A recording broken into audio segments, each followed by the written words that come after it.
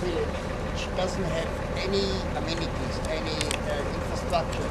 The village is stuck between the green line on one side and between the wall on the other side. This is the West Bank. You are in the West Bank now. We are now, yes, we are 300 meters in the West Bank. So this is the Palestinian area, and this Palestinian village, and this is Area C. And because the village is standing next to this road, which is a main road from Katsir to Meami and some other local roads, then the authority didn't like the village at all here, and about 20 years ago there was a decision to remove the village from here, but the people didn't want to move.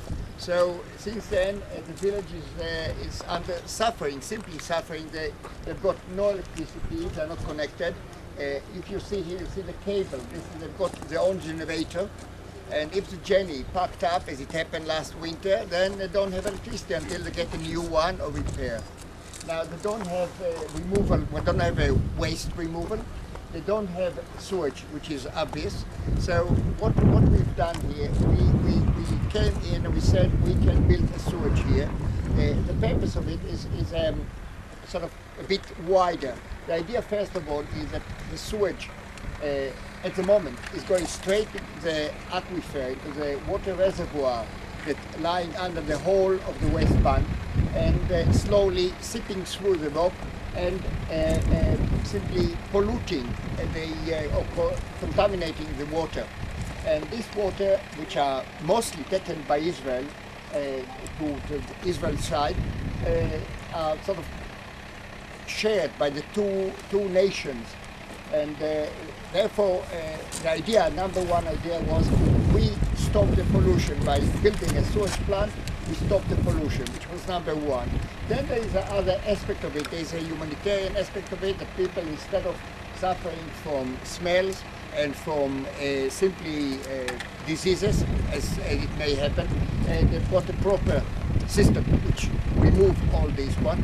And the other thing is that people themselves here in the village look upon sewage as something which is very, very important. When we normally ask people what is sort of on the agenda, what they like best, they said we would like sewage, because they reckon that if you've got proper sewage, a proper disposal of wastewater, then you are a respectable person. It's very, very important. And not only that, the recycled water Right. can be used for farming. Right. So the idea, once we collect the water, we won't let it just go back to the ground. So we will. There is some land here which has not been cultivated for years because there is no water, and we are going to flow the water down there. Now, the village has got over 40 houses, and we've started with 5 houses. We started simply because we had so much money, we didn't have more, so we decided to concentrate on 5 houses. Now, what we've done is, if you come with me and have a look at this family house, my drafts lady said to me this is the only house she had. I said, it doesn't look like any house here, but she said, this is the house, it's a good house.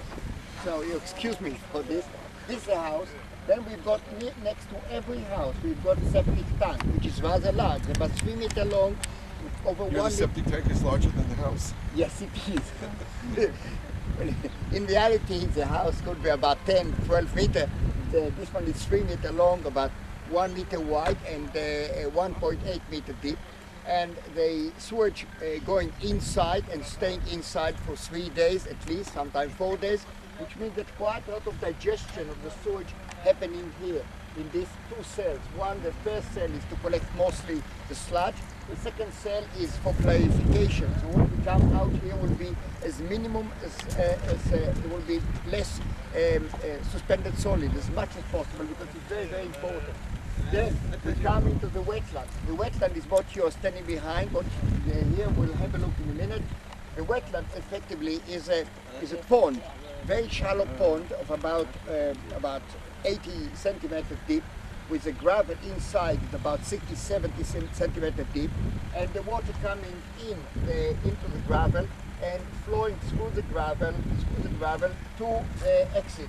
The exit pipe, which is it's sort of turning upwards, which means that it says keep the water level underneath the gravel all the time the same level, which means that the wetland is always filled with water between the gravels. The spaces between the gravels are filled with water. So we've got the water coming here, and then the flowing away, and then schematically we've got a pipe here which irrigates the trees. But the basic idea is that the water staying in this area here for more than 6 days.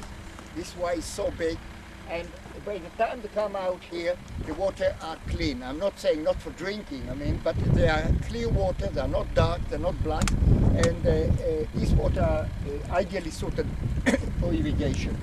And this is what we've done here. The system is nothing new about the system. The system has been built around the world for the last, mostly in United States, Western Europe, Australia, New Zealand. For the last 30 years, it's become quite a common system of treating sewage. And one of the main points about it is that it doesn't take energy. And we all know about the global warming and about the effect of using energy and burning fuel and burning fossil fuel, which is got a limit to the amount exists on Earth. So this system doesn't take any energy. And this is, from ecological point of view, this system is really the top of the top. Now, admittedly, on the other hand, we need quite a large area. But this means that this system is good for villages, not for town, not for cities. But in the West Bank, we've got over, say, nearly 2.3 million people, from which most of them, 1.3 million people, are living in villages. So the system is absolutely ideal for them. And the problem is especially acute in the West Bank when the rock that we are standing on is a very porous rock. It's called a karst rock, and the rock allows water to go right through into the aquifer.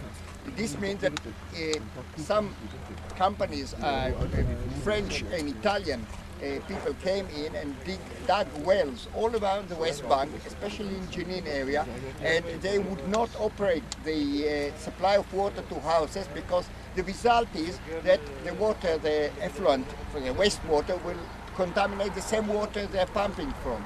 So the Palestinian Authority are very, very keen on this system. We had a meeting here with people from the Palestinian authorities about a month ago, and they are very, very keen to expand the system in the whole of the area of the West Bank. Right, any questions? Let's go see. Do you need one of these for every house, or can you hook up several houses to this one? I need for every house, and this is and this one is for few houses.